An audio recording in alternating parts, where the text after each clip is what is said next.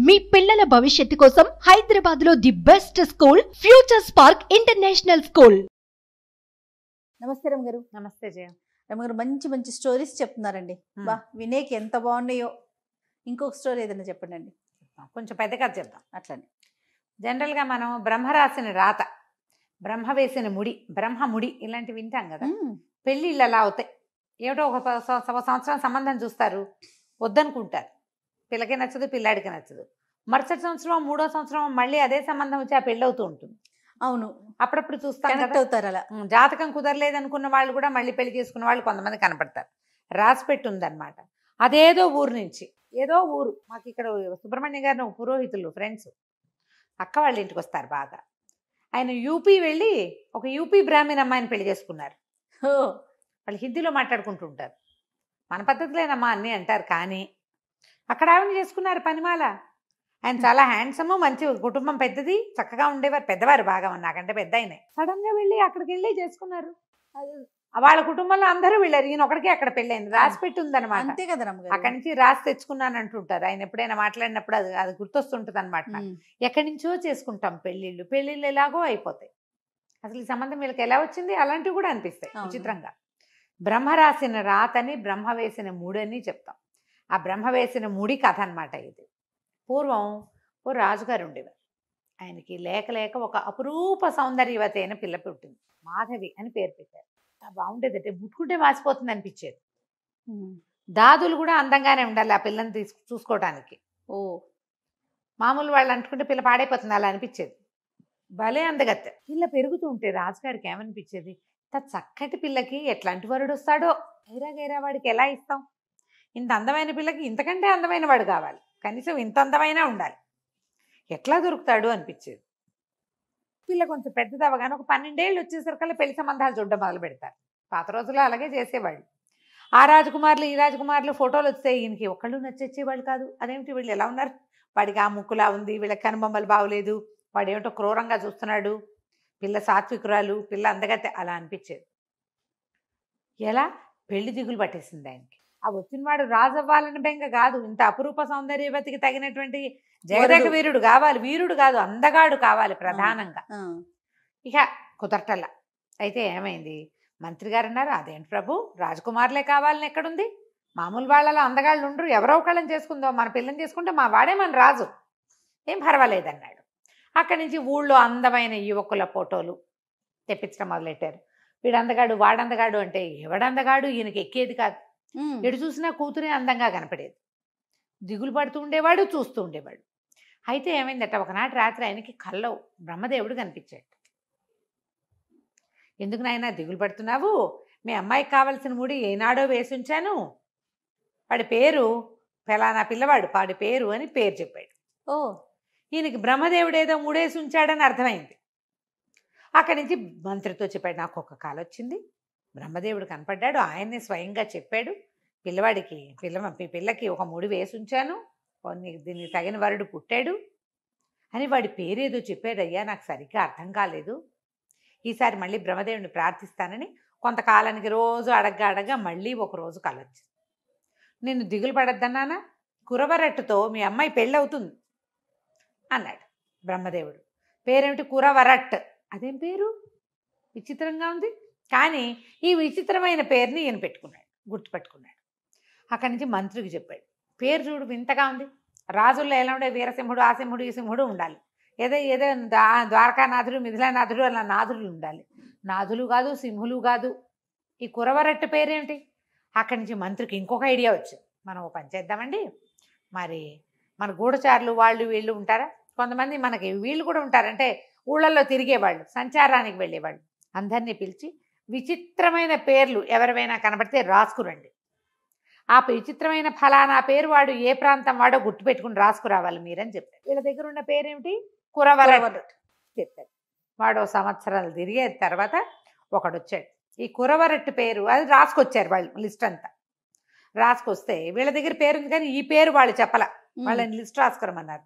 ఆ వచ్చిన లిస్ట్ అంతా ఏడాది తర్వాత మొత్తం చూస్తే అందులో కురవరట్టు కనపడింది. అమ్మో ఇంకేముంది, మనవాడు దొరికేశాడని, అరే అబ్బాయి ఎవర్రా ఈ లిస్ట్ రాసుకొచ్చిన వాడు అని ఆ లిస్టు చేసినటువంటి సంచార జాతి వాడిని పిలిచారు. వాడు ఫలానా అరణ్యంలో నుండి ఒకవైపు ఒక కోయి జాతి కుర్రవాడు, వాడి చెట్లకి పళ్ళు గిళ్ళు అన్నీ కోసేస్తాడు బ్రహ్మాండంగా. వాడి పేరండి కురవరట్టు అనగానే ఆయన ఎక్కడ ఏమిటి అన్నీ కనుక్కొని రాజుగారి దగ్గరికి పరమానందంగా పరిగెత్తాడు. మన కురవరట్టు దొరికేశాడు, నేను అక్కడికే వెళ్తున్నాను, ఒక అరణ్యంలో భిల్ల జాతి బట్ట, భిల్లుడో కోయడో మనకు పర్వాలా, వాళ్ళు మనలాంటి వాళ్ళే, కుర్రాన్ని తీసుకొచ్చి రాజుని చేసుకుంటాం అని చెప్పి బయలుదేరాడు. తీరా వెళ్ళాక ఆయన చాలా దిగాలుగా వెనకొచ్చాడు వాడిని వెంట పెట్టుకుని. వాడు సన్నగా నల్లగా అట్టలు కట్టిన జుట్టు, పరమ అకుపక్షిలాగా ఉన్నాడు, బక్కగా సన్నటివాడు బక్కటివాడు. వాడిని తెచ్చి క్షమించాలి ప్రభు, పేరైతే సరిపోయింది కానీ ఆకారం సరిపోలేదు, వీడేమిటో ఇలాగా మరీ అకుపక్షిలాగా ఉన్నాడు, పేరు మాత్రం బ్రహ్మదేవుడు చెప్పిన పేరే అనగానే రాజు కొళ్ళు మండిపోయింది. ఏది వాడు నాకు చూపించన్నాడు. తీసుకొచ్చి చూపించేస్తారు కదా, ఆయన నిర్ఘాంతపోయాడు. వీడా కనీసం రాజకుమారి వెళ్ళే దారిలో దీపం వెలిగించడానికి కూడా పనికిరాడు వీడు. రోడ్డు మీద దీపాలు వెలిగిస్తారు సైనికులు, దీపం వెలిగించే సైనికుడు పోస్ట్ కూడా పనికిరాడు. వాళ్ళు కూడా హ్యాండ్సమ్గా ఉన్న వాళ్ళే ఉన్నారు మన దగ్గర. వీడికి ఎట్లా ఇచ్చి పెళ్లి చేస్తామమ్మా, ఏం చేస్తాం మంత్రి, మనం ఓ పని చేయి, వీడిని తీసుకెళ్ళి చంపేయి. అయ్యో, బ్రహ్మదేవుడు మూడేంటో చూద్దాం, వాడు కనుక బతికే ఉంటే మన కర్మగాలి, బ్రహ్మదేవుడు మూడేసానని చెప్పాడు, మళ్ళీ వీడు మొగుడైపోతాడేమో మన పిల్లకి, వీడిని సంహరించమన్నాడు. కోపం వచ్చింది రాజుకి.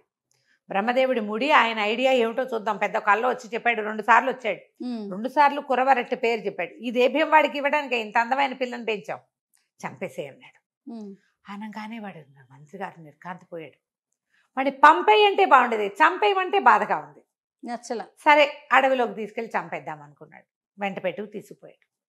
ఇప్పుడు ఎవరికైనా వీడిని సంహరించండి అని చెప్తే కారణం చెప్పాలి. ఆ పని తనే స్వయంగా చేద్దాం నమ్మలేక చేద్దాం అనుకున్నాడు. అడవిలోకి వెళ్ళేసరికల్లా, అడవిలోకి వెళ్ళగానే వాడికి అలవాటు కదా, వాడు ఆ చెట్టుకి ఈ చెట్టుకి కాయలన్నీ కోసి మంచి దోరకాయలు తీసుకొచ్చి ఈయన చేతిలో పెట్టాడు. ఈయనకి ఇంకా బాధేసి, వీడు మంచివాడు పాపం, పిచ్చి మీద వాడిని చంపుతున్నానని అర్థం కాల. ఈయనేమో వాడిని ఏమంటారు ఎన్కౌంటర్ చేయడానికి తీసుకుపోయాడు. వాడు పోయి జేబుల నుంచి బిస్కెట్లు చాక్లెట్లు తీసిస్తే ఎన్కౌంటర్ చేసేవాడికి ఎలా ఉంటుంది, బాధ అనిపిస్తుంది. బాధగా ఉంది ఆయనకి. ఏం చేయాలి అని అలా అడవిలో నడుస్తూ ఉంటే వాడి మాటలు, వాడి కబుర్లు చెప్పడం, తేనె తాగుతారు అయ్యగారు, ఆ పైన ఉందండి అంటే దాని నిండా ఇన్ని తేనె తీగలు. వాడు క్షణాల్లో కోతిపిల్లలాగా పైకెక్కేసి శుభ్రంగా ఒక ఆకుదొప్పలో ఇంత పిండుకుని తీసుకొచ్చి ఇచ్చాడు. మరీ బాధ అనిపించింది, వీడిని చంపకూడదు, ఏం చెయ్యాలి, కానీ వీడిని బతికించి ఉంచితే కష్టం, చేత్తో చంపటం ఇష్టం లేదు. వాడి కోసిన పండు తిని వాడు తెచ్చిన తేనె తాగి వాడిని చంపచ్చా. ముందుకు నడిచి వెళ్తుంటే ఆయనకి దూరంగా ఒక కొండ కనపడి, ఆ కొండని వాసుకి కొండ అంటారు. అది కొన్ని సర్పాలకి ఆలవాలమని ఆ కొండెక్కిన వాళ్ళకి అక్కడితో పెద్ద తటాక ఉందని చెప్తారు.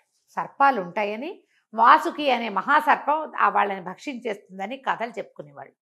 అది నిజమో కాదో ఎవడికి తెలీదు. ఆ కొండకి దిగొచ్చిన వాడు ఎవ్వడూ లేడు.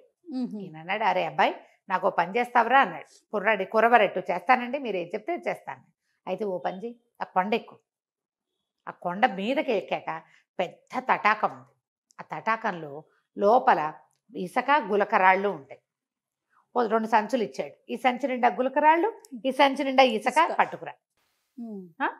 మరి ఇదిగో ఈ కాసు ఉంచుకో, ఊరికే వాడు ఎలాగూ చచ్చిపోతాడు పాపం, ఆశ పెట్టడానికి ఓ బంగారు కాసు చేతిలో పెట్టి తన ఉంగరం తీసి వాడి వేలికి పెట్టాడు. మీరు ఇక్కడే ఉంటారండి అయ్యగారు, నేను వెళ్ళొచ్చేదాకా అన్నాడు. వద్దులేని వద్దని ఉంగరం పెట్టాడనమాట. ఉంగరం పెట్టి నేను వెళ్ళిపోతా, నువ్వు ఇందాక మన నగరంలో కలుసుకున్నాను చూడు, రాజుగారి దగ్గరికి వెళ్ళావు, అక్కడ ఉంటా. నువ్వేం చేస్తావంటే నువ్వు మెల్లిగా ఎక్కాలి కదా, ఇదంతా ఎక్కాలి, ఆ పని చెయ్యాలి, అదంతా దిగాలి, ఎప్పటికవుతుంది అదంతా, నేను వెళ్ళిపోతా వెనక్కి. ఉంగరం ఉంది కాదు, నువ్వు వచ్చి ఉంగరం చూపిస్తే నా దగ్గరికి తీసుకొస్తారు ఎవరైనా. అవి చాలా మంచివి, అవి వాడుకోవటం కోసమే నిన్ను తీసుకొచ్చా, నువ్వంటే చూడు అడవిలో బాగా తిరుగుతున్నావు కాదు అని వాడికి చక్కగా ముద్దుగా చెప్పాడు. వాడు అట్టగానండి దాందేముంది నేను వెళ్తాలేండి అన్నాడు. ఈయన గుర్రం వేసుకుని వెనక్కి వెళ్ళిపోయాడు. మన కురవరట్టు కొండెక్కటం మొదలుపెట్టాడు. కొండెక్కి ఎక్కి ఎక్కి ఎక్కి ఎక్కి మొత్తానికి 3 రోజులు కొండెక్కేశాడు. ఎక్కితే పెద్ద తటాకం ఉంది. వీడు ఆ తటాకంలోకి దిగాడు.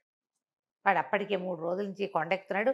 దొరికిన కాయ కసలు వాళ్ళ జీవితాలు అవే, కొండవాళ్ళు కదా, వాడు కోయపిల్లవాడు, వాడికి అదే అలవాటు. తేనె దొరికితే తాగేస్తాడు, తటాక ఎక్కడైనా సెలయేళ్ళు కనపడితే ఆయన నీళ్లు తాగుతాడు, ఓ పండో కాయో కోసుకొని తింటాడు. వాళ్ళకి తెలిసినన్ని కాయలు పళ్ళు మామూలు వాళ్ళకి తెలియవు. ఆకలి లేదు వాడికి, కానీ కొండెక్కటంలో చెమటలు పోసి విసగటగా ఉంది. స్నానం చేద్దాం అనిపించింది. సరే తటాకంలో ఎలాగో ఆయన అవి తీసుకురమ్మన్నాడు కదా అని ఆ తటాకంలోకి దూకాడు. పెద్ద తటాకం, చల్లటి నీళ్ళు, లోపలికి వెళ్తే అడుగునంతా ఇసుక రవ్వ రవ్వ రవ్వగా చేతికి తగులుతోంది.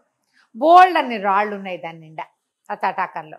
వీడు హాయిగా కరువు తీరా స్నానం చేసి ఈతలు కొట్టి మరి గులకరాళ్ళు సంచి నిండా వేసుకున్నాడు. ఇంతవి అంతవి ఇంతవి అంతవి ఎన్ని రాళ్ళు, ఇంత సంచి అది. ఇసుక ఒకదాని నిండా పోసుకున్నాడు.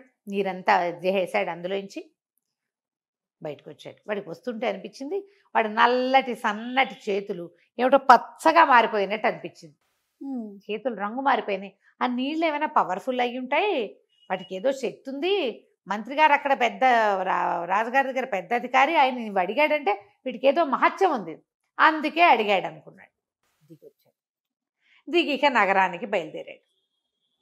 వీడు మామూలుగా ఏదో చిన్న మామూలు బట్టలతోటి ఉన్నాడు. వీడు ఏమనుకున్నాడు, ఆకలిస్తోంది, ఏమైనా తినాలి. ఈ ఉంగరం ఏం చేశాడు, ఎవరికో చూపించాడు. మామూలుగా అడవిలో ఉంటే వాడికి ఆహారం కాయ కసరు దొరుకుతాయి, నగరాల్లోకి వస్తే కొనుక్కోవద్దు, అవును, ఎవరైనా పెట్టాలి. ఆకలి దహించుకుపోతుంది.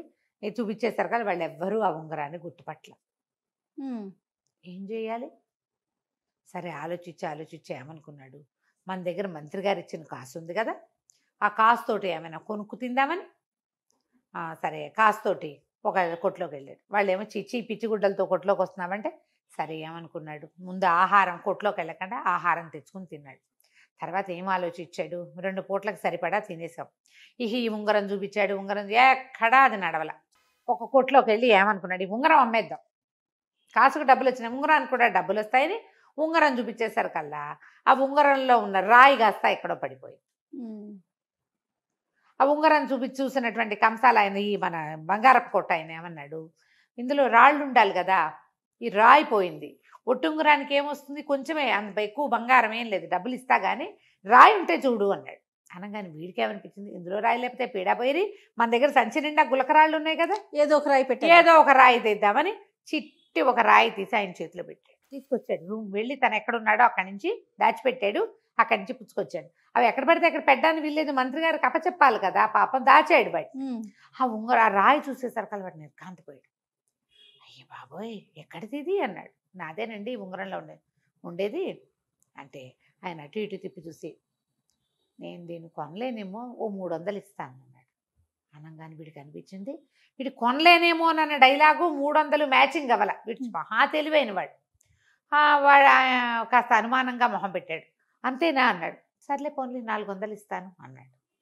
ఓహో ఇంకా వస్తుందన్నమాట, నేను ఇవ్వనండి, ఇంకో చోట చూపిస్తాను అన్నాడు. అనగానే బాబు నీకు దండం పెడతా, ఎవరైనా దీనికి 500 మించి ఇవ్వరు, దీన్ని సాన్ పట్టాలి, దీంట్లోనే ఫిట్ చేయాలంటే దీన్ని సాన్ పట్టుకోవాలి, ఇదేదో క్రూడ్ రాయి, 500 తీసుకొని 500 కాసులు. వీడు ఒక్క కాసుతోటి భోజనము మామూలు బట్టలు కొనుక్కున్నాడు. సరే ఏమనుకున్నాడు, తీసుకున్నాడు, ఇదే బాగుంది మన సంగతి, ఆ మంత్రి గారు దొరకపోతే పీడా పోయిరి అని చెప్పేసి ఆ ఉంగరం మాత్రం వేలికి పెట్టేసుకున్నాడు. దాంట్లో రాయి లేదు, రాయి లేని ఉంగరమే ఉంచుకున్నాడు. ఇక అక్కడి నుంచి ఏం చేశాడు, డబ్బులు ఉంచుకుని వచ్చేసాడు. చక్కగా ఒక ఇల్లు అద్దెకి తీసుకున్నాడు, బట్టలు కొనుక్కున్నాడు శుభ్రమైనవి, చక్కటి బట్టలు. ఈయన చూస్తే అందరూ యువరాజు ఉన్నాడు చూసినట్టు చూస్తున్నారు. తన దగ్గర రత్నాలు సంచి నిండా ఉన్నాయి కదా, అవసరమైనప్పుడు 2 రాళ్ళు 3 రాళ్ళు చొప్పున అమ్మటం మొదలు పెట్టాడు. వీడిని రత్నాల రాజు అనేవాడు. పేరే మారిపోయింది. వీడి దగ్గర ఇంత సంచిడు ఉన్నాయి, వాడు గుప్పెడమ్మ ఉంటాడు అంతే. ఆ గుప్పెడు రత్నాలతోటే వాడికి ఆ పేరు వచ్చేసింది, గుప్పెడు గులకరాళ్లతోటే. ఆ ఇసుక అయితే బంగారు ఇసుక, దాన్ని ఎవరికి ఇవ్వాల, వాడి దగ్గరే ఉంచుకున్నాడు. సరే ఊళ్ళో ఆ నోట ఈ నోట ఈ రత్నాలు, కొత్తవాడెవడో వచ్చాడని ఊళ్ళోకి వాడి దగ్గర రత్నాలు ఉన్నాయని తెలుసుకున్నారు. మంత్రి గారికి ఎవరో చెప్పారు, రత్నాల రాజు అని ఒక కుర్రాడు ఉన్నాడు, మరి వాడు భలే అందగాడు, తర్వాత వాడి దగ్గర బ్రహ్మాండమైన రత్నాలు ఉన్నాయి, ఎన్ని రాసులు ఉన్నాయో, వాడు ఒక రత్నం అమితే 1000-2000 కాసులు వచ్చేస్తున్నాయి వాడికి. ఆ రత్నాల్లో 1-2 చక్కగా మెరుగుపెట్టించి యువరాణి కూడా పంపారు.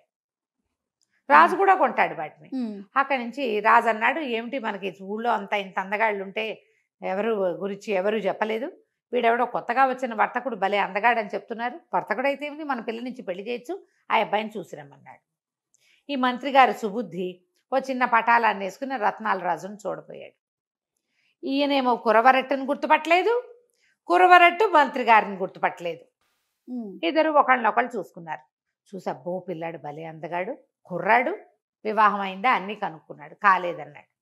అనగానే ఈయన ఏం చేశాడు, మళ్ళీ పరిగెత్తుకుంటూ రాజు దగ్గరికి వెళ్ళాడు. సుబుద్ధి చాలా బాగున్నాడండి, ఏ ఊరు ఏమిటి ఇంకా వివరాలు కనుక్కోలేదు, వివాహం అయితే కాలేదు, చూడ్డానికి అందంగా ఉన్నాడు, పెద్ద ఇల్లు తీసుకున్నాడు, డబ్బు ఉంది వాడి దగ్గర, లేకపోతే పీడాబైరి మనం చేసుకుంటాం, లేకపోతే లేదనుకో నష్టమే ఉంది, రాకుమార్తెను పెళ్లి చేసుకుంటాడు కదా, చాలా బాగున్నాడు, అసలు 2 కళ్ళు చాలా అంత అందంగా ఉన్నాడు అన్నాడు. అనగానే రాజు అన్నాడు, ఓకే పిల్లనిచ్చి పెళ్లి చేసేద్దాం, నువ్వు చూసావు కదా నేను చూసినట్టే. అయ్యో రాజుగారు మళ్ళీ మంత్రి గారు సాయంకాలం అయ్యేసరికల్లా పెద్ద పటాలన్నీ అంతఃపుర కాంతల్ని కూడా కొంతమందిని వెంట పెట్టుకుని మంది మార్బలంతో పసుపు కుంకాలు పళ్ళు స్వీట్లు నగలు నాణ్యాలు బట్టలు అన్నీ మోయించుకుని తీసుకెళ్ళి నాయన నువ్వు ఎంతో చక్కటి పడివి, నువ్వు చాలా బుద్ధిమంతుడు అని వ్యాపారస్తులంతా చెప్తున్నారు, మా రాజుగారికి మహాద్భుత సౌందర్యవతి అయిన మాధవి అనే కూతురుంది, మా రాకుమార్తెని నీకు ఇచ్చి పెళ్లి చేయాలని భావిస్తున్నావు, మా రాజుగారు కూడా సుముఖంగా ఉన్నారు, నీ పేరు మీ ఊరు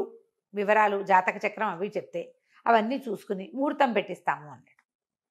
అనగానే ఈ అబ్బాయి అన్నాడు, అలాగేనండి తప్పకుండా, మేము కోయవాళ్ళం, నా పేరు కురవరట్టు, వీళ్ళు ఈ ఊళ్ళో వాళ్ళు నన్ను రత్నాల రాజు అంటారు, అలా పిలుస్తున్నారు కానీ నా పేరు రాజు కాదండి, నేను కోయి జాతి వాడిని. అనగానే నేను నిర్ఘాంతపడి కురవరెట్టా నువ్వు అన్నాడు. నేను కురవరెట్టనేనండి అన్నాడు. అదేంటి నేను చూసిన కురవరెట్టు ఇంకోటి కదా అంటే, అవునండి. అప్పుడు ఈయన మా కుర్రాడికి తట్టింది, ఆయనేమోనండి, ఆయన ఉంగరం చూపించాడు, ఈ ఉంగరం మీదేనండి అని, ఇందులో రాయిపోయింది కానీ ఈ ఉంగరం నాదేనన్నాడు ఆయన. మీరు నాకేనండి ఇచ్చారు అని అనగానే ఆయన ఆశ్చర్యపోయాడు, ఇదేమిట్రా సన్నగా నల్లగా బక్కగా జుట్టు అట్టలు కట్టేసిన జుట్టుతోటి ఉన్న ఒక చిన్న కోయ కుర్రాడికి ఇచ్చాను నేను, వాడు నా అంత కూడా లేడు, బక్కటి వాడు, నువ్వు చూస్తే ఇంత సమున్నతాకారుడివి, ఇంత ఈ రంగేమిటి ఈ రూపేమిటి అంటే, అయ్యా మీరు నన్ను వాసుకి కొండ ఎక్కిచ్చారు, ఆ కొండలో ఉన్న సరస్సులో దిగేసరికల్లా నా ఒళ్ళిట పచ్చగా అయిపోయిందండి, తర్వాత నాకు తెలిసింది నా రూపం మారిందని, ఆ కొండ మీద ఉన్న సరస్సు చాలా అద్భుతమైన సరస్సు, అందులో దిగటం వల్లే నాకు ఈ స్వరూపం వచ్చింది, నేను అమ్ముతున్న రత్నాలన్నీ కూడా మీరు చెప్పడం వల్ల తెచ్చినవనండి, నిజానికి ఇవి 2 మీవని ఆ సంచులు 2 ఎత్తి ఆయన చేతిలో పెట్టాడు. మీరు ఆ పని చేయడానికి నాకు కాసు ఇచ్చారు, కాసుకి ఈ పని చేశాను నేను, ఇవి మీవే తీసుకోండి అన్నాడు. రామంతా సంతోషించాడంటే ఆ సుబుద్ధి, ఆయన నిన్ను వదిలించుకోవడానికి చేసిన పని ఇట్లా నిన్నే మాకు కూర్చుంది, భగవంతుడు వేసే ముడి ఇట్లా ఉంటుంది కదా, ఇదే కదా బ్రహ్మదేవుడు వేసిన ముడంటే, చివరికి ఇది సానుకూలం అవ్వవలసిందే, ఎక్కడ వాళ్ళో ఎక్కడో సంబంధం కుదుర్చుకుంటారు, వీళ్ళిద్దరు మొగుడు పెళ్ళాలు అవ్వాలి, వీళ్ళ వల్ల ఒక సంతానం వృద్ధి కావాలి, ఒక వంశాభివృద్ధి జరగాలి అని ముందే రాయబడి ఉంటే మాస్టర్ ప్లాన్ లో మనం ఎట్లా తప్పిస్తాం, మనం ఎవరం దాన్ని తప్పించడానికి. ఆ మాట అనుకుని పరిగెత్తుకుంటూ రాజుగారి దగ్గరికి వెళ్ళి, అయ్యా వీడెవడో కాదండి, బ్రహ్మదేవుడు ఏర్పరిచిన కురవరట్టే మన పెళ్లి కొడుకు అనగానే రాజు ఆశ్చర్యపోయాడు, పెళ్లి కొడుకుని చూసి నిర్ఘాంతపోయాడు ఆయన కూడా, ఆయన చూశాడు కదా. ఇక సంతోషంగా రాజకుమార్తె మాధవిని కురవరెట్టికిచ్చి పెళ్లి చేసేశారు. తను తెచ్చుకున్న వజ్రాలు ఆ ఇసుకతోటి అతను పరమ సంపన్న గృహస్థుగా వాళ్ళ కుటుంబంలో వాళ్ళని కూడా కొంతమందిని ఎవరినో తెచ్చుకున్నాడు, హాయిగా కాలం గడిపారు. కథ కంచుకు మనం ఇంటికి. భలే ఉందండి, చిన్న కథ అయినా బాగుంది. నమస్తే. సుమన్ టీవీలో మీ పర్సనల్ అండ్ బిజినెస్ ప్రమోషన్స్ కోసం కింది నెంబర్కి కాంటాక్ట్ చేయండి.